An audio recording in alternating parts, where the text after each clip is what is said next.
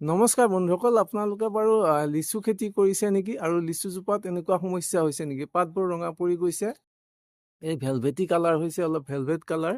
এইবোৰ চব ভেলভেটৰ নিচিনা হৈছে। পাতবোৰ অকণমান ৰেডিছ য়েলো কালাৰ। গোটেই পাতবোৰ এনেকুৱা হৈ গৈছে। কোমল পাতবোৰত আপোনালোকৰ এনেকুৱা ব্লিষ্টাৰিং হৈছে, যেন বসন্ত হ'লে হয়, খহু হয়, তেনেকুৱা হয়।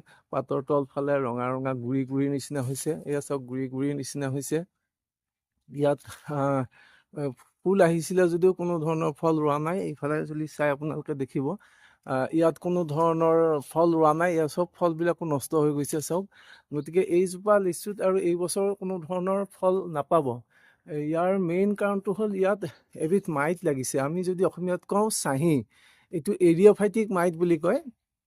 এই মাইটটো কণ্ট্ৰল নকৰালৈকে ইয়াৰ এইটো বাঢ়িহে গৈ থাকিব। আপোনালোকে এইটো কণ্ট্ৰল কৰিব লাগিব। কণ্ট্ৰল নকৰিলে কোনো ধৰণৰ ফল ইয়াৰ পৰা নাপাব। ইয়াৰ লিচু চাওক, লিচু গোটেই জোপাতে আৰম্ভ হৈছে। এইবিলাকত আৰম্ভ হৈছে। ইয়াৰ পাতৰ তলফালটো যদি আমি ওলোটাই চাওঁ, ৰঙা ৰঙা দেখিম অকণমান। এয়া চাওক, এয়া দেখিছেনে? অকল ৰঙা গুৰি গুৰি। এই মাইটবোৰে গোটেইবোৰ ফটোচিনথেচিছ হ'ব নিদিয়ে, পাতৰ ৰসটো খাই দিয়ে আৰু গোটেই ফটোচিনথেচিছ প্ৰচেছটো হেম্পাৰ কৰি দিয়ে। এয়া যদি চাই, এয়া দেখিলেনে? এয়া তলফালে ভৰ্তি হৈ আছে মাইটবিলাক। এয়া গোটেই এই ৰঙা যিবিলাক কালাৰ দেখিছে, এইবিলাক চাহী আচলতে মাইট। গতিকে এই মাইটবিলাক আমি কণ্ট্ৰল কৰিব লাগিব, তেতিয়াহে ইয়াৰ পৰৱৰ্তী বছৰত আমি ফল পাম। এই মাইটবিলাক কণ্ট্ৰল কৰিবলৈ আমি এটা ইণ্টিগ্ৰেটেড ব্যৱস্থা ল'ব লাগিব। প্ৰথমতে হ'ল যে কি, ৰুওঁতে আমি লিচুবিলাক খুব ঘনকৈ ৰুব নালাগে, বতাহ চলাচল কৰি থাকিব পৰা হ'ব লাগে। আৰু এতিয়া এই লিচুজোপা আপোনালোকে কেনেকৈ বচাব, মই আপোনালোকক ইয়াৰ যিটো পদ্ধতিটো তৰিকাটো দেখুৱাই দিম, টিপছটো দেখুৱাই দিম। প্ৰথমতে এতিয়া এই লিচুজোপাৰ যিমানবিলাক ডালত এনেকুৱা প্ৰব্লেম হৈছে, গোটেই ডালবিলাক এনেকৈ ভাঙি দিয়ক। এনেকৈ ভাঙি দূৰলৈকে পেলাই দিব। এনেকৈ ভাঙি দূৰলৈকে পেলাই দিব আৰু দূৰত নি এটা গাঁতত জ্বলাই পেলাব। ইয়াতে চাঙিবোৰ আছে, এই কোমল পাতবিলাক এনেকৈ ভাঙি দিব।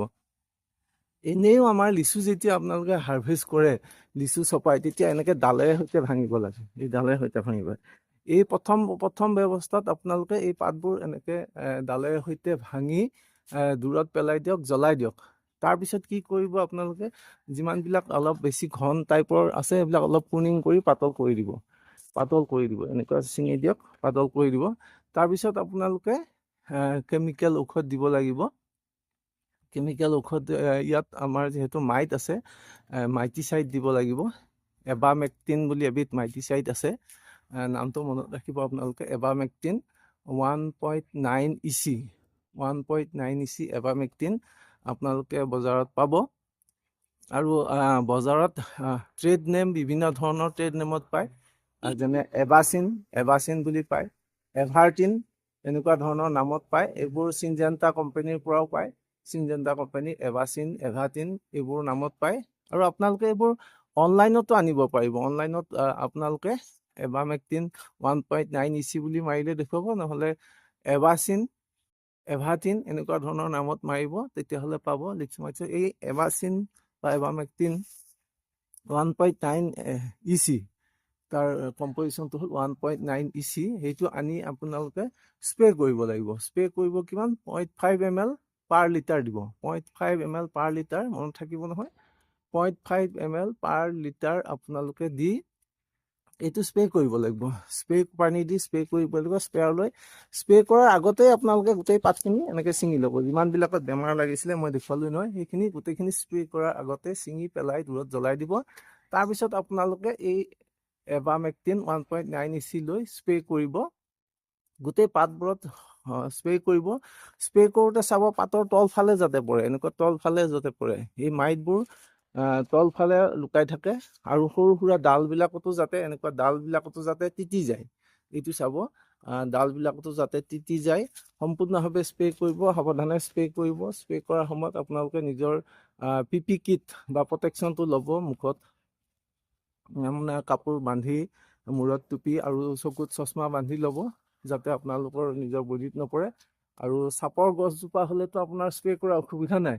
কিন্তু যদি লিচু গছজোপা ডাঙৰ হৈ গৈছে, ওপৰলৈ স্প্ৰে কৰাৰ সাধাৰণতে অসুবিধা হয়। সেইকাৰণে আজিকালি আমি আপোনালোকৰ এনেকুৱা গছত স্প্ৰে কৰিবৰ কাৰণে সুবিধা আছে। ফুড স্প্ৰেয়াৰ আছে, ভৰিৰে পাম দি থাকিলে বহুত ওপৰলৈ গুচি যাব। তেনেকুৱা স্পেয়াৰ লাগিব যদি আপোনাৰ লিচি অৰ্চাৰ্ডখনৰ গছখিনি ডাঙৰ হৈ গৈছে ওপৰলৈ, এই ওপৰলৈ যদি স্প্ৰে কৰিব লাগে তেনেকুৱা স্পেয়াৰ লাগিব। আৰু যদি সৰু পুলি আছে তেতিয়াহ'লে আপুনি হেণ্ড স্প্ৰেয়াৰ দি স্প্ৰে কৰিব লাগিব। গতিকে এটা স্প্ৰে দিব আপোনালোকে, এটা স্প্ৰে দিয়াতে আপোনালোকে গোটেই তলফাল আৰু ডালবোৰ যাতে তিতি যায় চাব। তাৰ এসপ্তাহ নতুবা 10 দিন পিছত ছেকেণ্ড এটা স্প্ৰে আকৌ কৰিব লাগিব। ছেকেণ্ড স্প্ৰেটো কৰোঁতেও ঠিক তেনেদৰে পাতৰ তলফালটো যাতে এই তলফালটো এনেকুৱা তলফালবিলাকতো পৰে, এনেকুৱা তলৰ ফালত বেছিকৈ মাইটবিলাক লুকাই থাকে, ওপৰ ফালেও থাকে, এইবোৰ দেখা নাপায় যদিও এই যে ৰঙা কালাৰ দেখিছে এইবোৰ আচলতে মাইটৰ কলনি। এইবোৰ মাইটৰ কলনি, ইহঁতে গোটেই পাতৰ ৰসটো খাই দিছে, ফটোচিনথেচিছ হ'ব নিদিয়ে আৰু সেইকাৰণে ইয়াত ফল কোনো ধৰা নাই। গতিকে পাতৰ তলফালে যাতে পৰে, ছেকেণ্ড স্প্ৰেটো আকৌ আপুনি 7 পৰা 10 দিন পিছত আকৌ এবাৰ মেক্টিনাইট দিব। তাৰ 10-15 দিন পিছত আপুনি থাৰ্ড স্প্ৰে এটা আকৌ দিব। একে পদ্ধতিত থাৰ্ড স্প্ৰে দিব।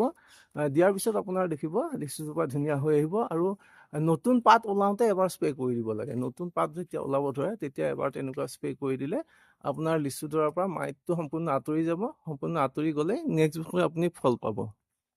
আৰু যদি লিচুজোপা আপোনাৰ ফল লগান সময়ত অকণমান সৰি যোৱা এনেকুৱা ধৰণৰ প্ৰব্লেম আগৰ বছৰবিলাকত দেখিছে, তেতিয়াহ'লে আপুনি অকণমান গুৰিত বৰাক্স আৰু পচন সাৰ দিয়াৰ ব্যৱস্থা কৰিব। 200 গ্ৰাম প্ৰতিজোপাত বৰাক্স দিব, তেতিয়াহ'লে লিচুজোপা আপোনাৰ সৰি নপৰে আৰু ডাঙৰ লিচুবোৰ ফাটি নাযায়, ধুনীয়া সুস্বাদু হ'ব। আৰু আপোনাৰ লিচুৰ পৰা ভাল ফল পাব, ভালকৈ খাব পাৰিব। লিচু বৰ সুস্বাস্থ্যকৰ ফল। আৰু তেজপুৰৰ লিচু বিখ্যাত, এতিয়া পৃথিৱী বিখ্যাত হৈছে আপোনালোকে জানে। গতিকে এই সৰু প্ৰব্লেমটোৰ কাৰণে আপোনালোকৰ লিচুজোপা বেয়া হৈ যাব নিদিব, ইয়াৰ প্ৰটেকশ্যন লওক। আৰু প্ৰথমতেই যেতিয়াই দেখিব এটা দুটা পাতত এনেকুৱা এটা দুটা পাতত কোমল পাতত হৈছে, তেতিয়াই আপোনালোকে ছিঙি পেলাব আৰু ঔষধ স্প্ৰে কৰাৰ ব্যৱস্থা কৰিব। Thank U.